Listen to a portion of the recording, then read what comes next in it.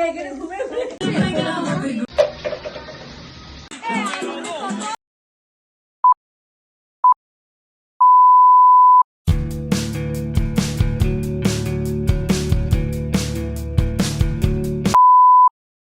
বছর পর আমি আবার চলে এসেছি আমার চ্যানেলে নতুন ভিডিও নিয়ে। তো জানি অনেক লেট হচ্ছে বা আমি দিতে পারছি না, সেসব বাদ দাও। তো আজকে ছিল আমাদের পিকনিক। এটা ছিল বিফোর লক্ষ্মী পুজো পিকনিক। এটা আমাদের প্রত্যেক বছরই হয়ে থাকে, কিন্তু সেই দিন হয়ে গেছিলো ভীষণ বড় একটা কেস।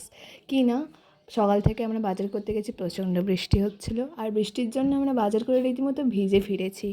তো তারপর সন্ধ্যাবেলায় আবার এক কাণ্ড, কি কারেন্ট অফ মানে এতটা টাইমে কারেন্ট অফ ছিল যে আমাদের অন্ধকারের মধ্যেই সমস্ত প্রিপারেশনটা স্টার্ট করে দিতে হয়েছিল।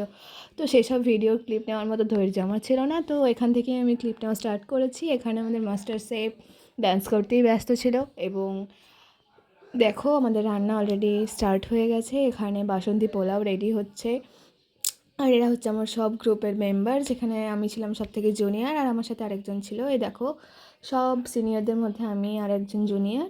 তো এইভাবেই আমাদের প্রত্যেক বছর একটা করে পিকনিক হতে থাকে লক্ষ্মী পুজোর আগের দিন, সয়লার দিন।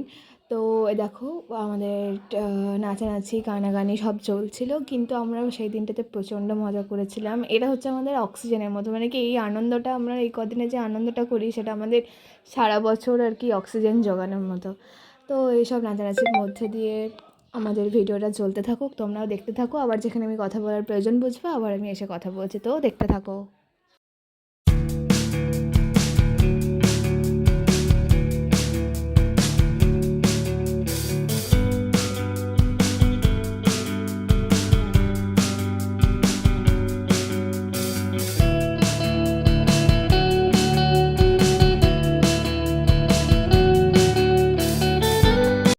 তো এখানে আমরা নাচানাচি শুরু করে দিয়েছি, অ্যান্ড ইটস ম্যান্ডেটারি।